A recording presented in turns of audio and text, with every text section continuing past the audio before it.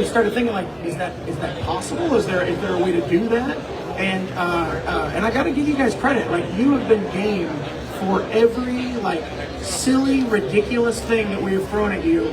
And it's been tremendous fun to be on these Zoom meetings with you, where I'm just throwing things out, and sometimes you lower your head, but when you raise it, you're like, yeah, we can figure that out. That might be okay.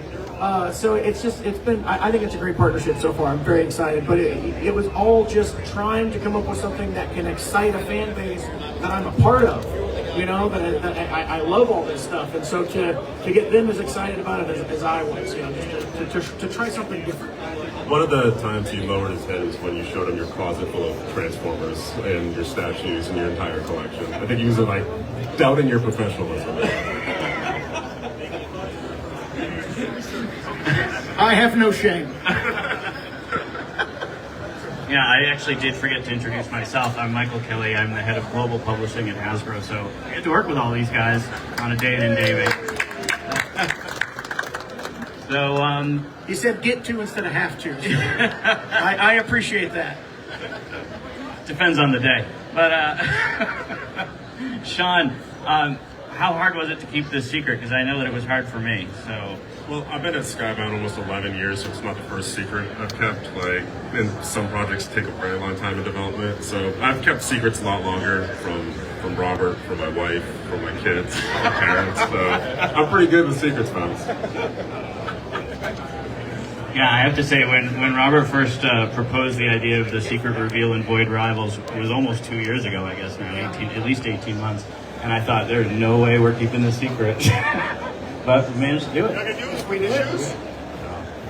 Larry, I think you were probably like, wow, thank God, 300, I'm done.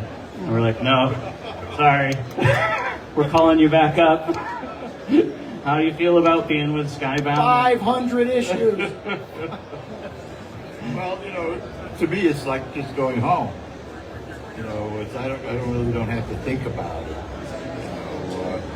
And especially, in this day and age, if somebody asks a writer to do something, it's like, oh, you have to read this 250 back issues in order to catch up with the continuity.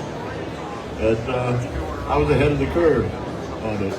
And I keep a secret too, When they let me out of the Army, they said,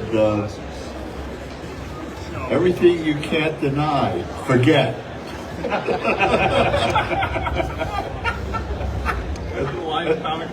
And then they showed me a picture of Fort Leavenworth.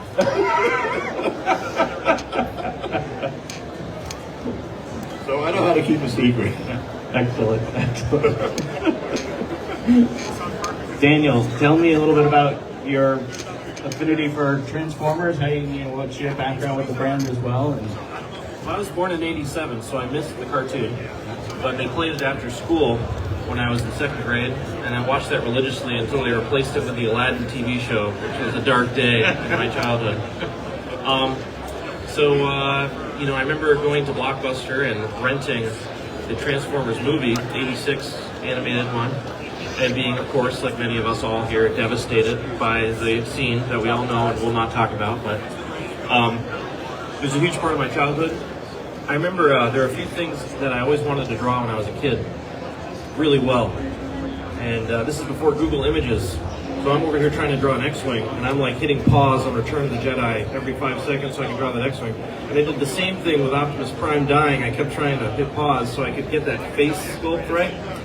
And I never could until I became an adult, and I agreed to do Transformers, and I got it just right. Awesome. You're working with Mike Spicer, Ken? Yes, Mike Spicer's coloring book. Yep. I'd love to hear just what's your creative process working with him? Obviously, you guys are a dynamic duo when it comes to comics, so I'd love to just hear your thoughts on back and forth with the Transformers comics. Oh yeah, I give Mike a black and white page, and he colors the crap out of it.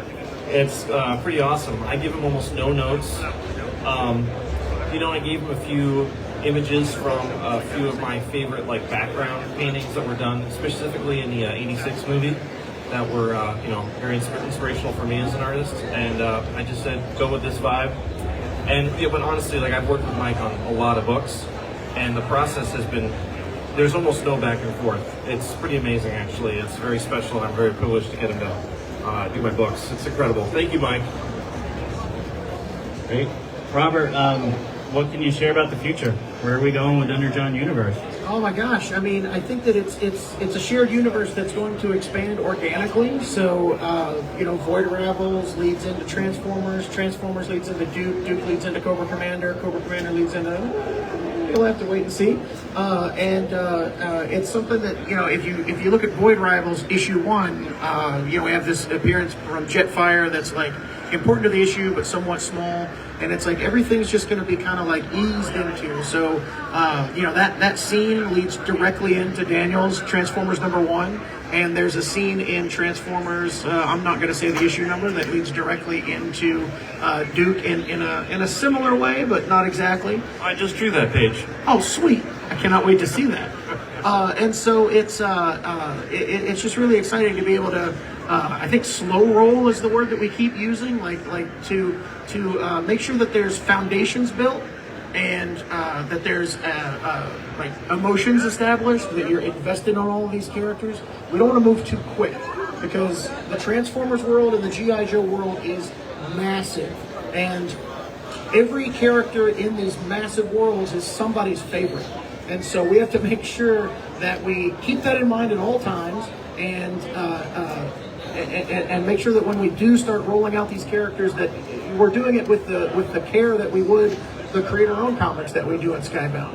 That's kind of the secret sauce of what we're trying to accomplish. So, if your favorite character is Wheelie, and you love Wheelie as much as I do, you're probably gonna get him eventually. But like I say, slow roll. So, just give us time. But not Bumblebee.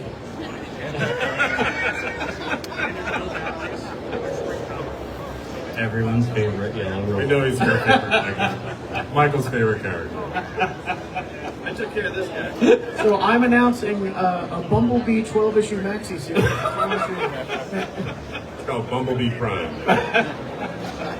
We knew he had it in him. 6 alternate covers, You just do 5. more like 60. So Sean, as EIC, what's your day to day on this nonsense that we're talking about here? I mean, it is a lot of this nonsense. Like, Robert calls me up. He just got off a flight from vacation, was like, hey, I got some ideas. And I'm like, I'm not picking that up. I'll be back Monday. So, no, it's a lot of it's creative conversation. That was a true story that I just heard. I landed on Friday, called him, he didn't pick up, didn't call me back till Monday. That wasn't just a joke. No, that was true. Yeah. I'm not happy about this at all. I get to talk with creatives, plus then also all internal staff, brand, marketing, design. We have a really talented designer, Andres Juarez, that works on. He designed the Void Rivals logo, and like the main thing was like make this look like a toy brand that's been around for 40 years that fits in alongside some of the most iconic packaging and brands we've ever seen. And he rose to the occasion. So and then I also get to work with the folks at Hasbro, and it's pretty crazy that we haven't. It's I think 2 years, probably almost to the day that we handed in the pitch, but it really has awakened the love that I had for these characters growing up, and I've always wanted the comics to be like this, and it's never new. So I think that we're really trying to target existing fans, but also people that are looking for a new entry point into these characters. So, and then I get to work with some, I get to work with some of my favorite creators that we've worked with at Skybound before, like Dan and Josh. So it's great. And also, Real American Hero number 53 was the first single issue comic book I ever owned, and it had Snake Eyes on the cover. So it's really important to me that we continue publishing that series as well. Good segue to my next question, Larry. You've literally worked with all of our publishers on comics, I think, over the last 40 years. So Marvel and Devil's Due and IDW and whoever else managed to get in there at one point or another. What kind of advice do you have for Robert and Sean about how to handle this brand and do it right? Well, the one thing that I did was that I always studied the feedback. We got you know, when we first started putting out G.I. Joe, we were getting 200, 300 letters a week. It was a lot. And I read every single letter. And for at the next issue, if people really didn't like something, it was gone. And if people really loved something, there was twice as much of it. I mean, you know, that with comics, it's amazing. You get this immediate feedback, and I always thought it was like really crazy for comics to get rid of letter columns, you know, because I mean that's how you can tell really what's going on, you know, and you know you can't have be restricted, have your ego restricted, you know. Oh, they don't like that thing that I really like doing. Okay, I'm not going to flog it. Well, you have a way better attitude than I do. but it also worked. It works, and I keep track of everything. You know. Territories, and I tried to like spread all the Joes, hometowns out to, you know, every single state was covered. And you know that I think that worked also. You know, you have to understand your audience, and I think you're really good at that. I've got a letters column in every single comic book I've ever done. It's something that I just think is a great tradition in comics, like having that space at the back of an issue to spend time with the fans and to share their thoughts with other fans and kind of, you know, talk about the behind the scenes aspects that go into the comics. It's community building. Yeah. And I think that's something that's really valuable with anything in entertainment. Well, the letter columns really established the whole community thing. Stan Lee was a genius at that, you know. And I remember in the 70s, I was in my office at Marvel, you know, writing a letter column. I had a big stack of letters. And I was trying to put together a letter column, and Stan walks by, and he sees me working on the letter column. And he looks in my office, and he says, you know, you never know which one of those letters you got in front of you was written by some kid in an iron line. I mean, Excelsior! And I was like,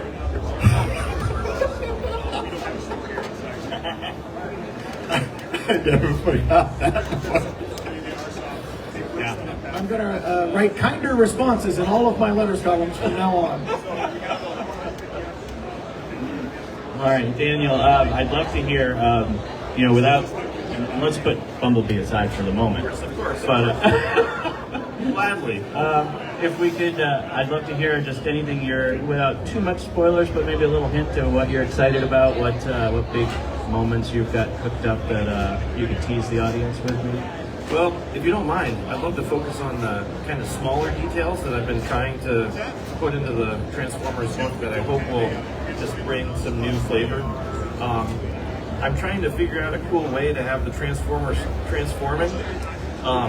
Because in the old Marvel books, you know, a lot of times they do like little squiggly lines, but they'd actually just be in their car mode. And I'm like really trying to like, what does Starscream look halfway from plane to robot? And it's actually, not only is it like a fun challenge, but it's also just incredibly fun to draw. So there's like one panel I just drew of like Optimus transforming into his truck mode, but like you can still see his head like flipping around. And he looks like actually like really effed up. Because you know, he looks like he's been mortally wounded, but he's just transforming. So just kind of, that, I don't know, that's a small detail that hopefully people can kind of hang on to, and is something that I'm having a really good time with. As far as big moments, honestly, I'm just afraid I'll give anything away. Fair enough. So, Robert, your view of what's coming next, and you know, maybe a little bit about G.I. Joe, since I know I know Joshua wasn't able to join us today, but maybe you could just touch a little bit on it. Yeah, I think the important thing to know in relation to what we're doing with G.I. Joe in the Energon universe, which is separate from what Larry's doing in his series, is that we're starting things from the ground floor. So we're going to actually see the Cobra organization and the G.I. Joe organization form. So that's where the Duke miniseries and the Cobra Commander miniseries starts and kind of comes into play. And it's all connected. So it doesn't seem like what's really exciting for me is, the starting point of this was Void Rivals, which takes place on the rim of a black hole, like in deep space. And it's still somehow going to be connected eventually to what we're doing with G.I. Joe, which is very cool and sounds very weird right now. But when you see how it all comes together, it's going to be very exciting. So just like figuring out how all these characters like interact in a logical way and how they like we can stay true to who the characters are, because it's not going to be like, oh, Duke's in space next, in issue 2. Like that's not going to work. G.I. Joe is very grounded, human story, and we're going to maintain that. But as we get deeper and deeper into this world that we're building, you're going to see how these different science fiction elements that are inherent to these characters, kind of makes the world more interesting and leads to a lot of really cool character development, and is going to help us evolve these characters in really cool ways as the series progresses. Great. Well, I think that's all we have time for today, but thanks everybody. Alpine! So again, what's the 6A tomorrow at 4:15? That sounds right. Yeah, I would get there extra early for the Alpine figures, though. Yes, right. All right, and we've got, obviously Void Rivals is out now. Go pick up your copy of the 3rd printing, and and then we've got Transformers and G.I. Joe coming this fall. So a lot to look forward to and be excited for. Thank you all for your time. Appreciate it. Thank you. Yes, these books are going to be great!